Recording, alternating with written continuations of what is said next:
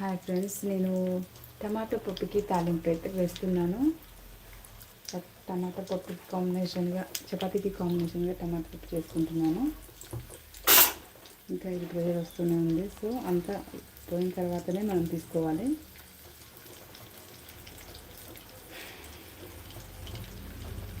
కరివేపాకు, ఎండుమిర్చి, వెల్లుల్లి, జీలకర్ర, కాస్త ఇంగువ వేసాను. చూడండి, వేగిపోతుంది.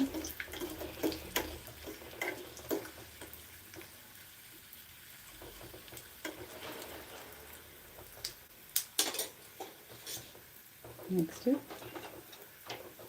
తాలింపులో రెడీ అయిపోయింది పప్పు తాలింపు. నెక్స్ట్ పప్పులో అయితే మనము ఇదంతా కూడా వేస్తాం. ఇంకా ప్రెషర్ ఉంది.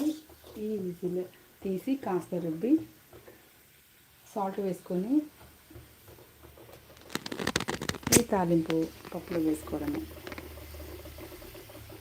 చూడండి, ప్రెషర్ వస్తుంది కాబట్టి ఈ టైంలో అయితే మనము విజిల్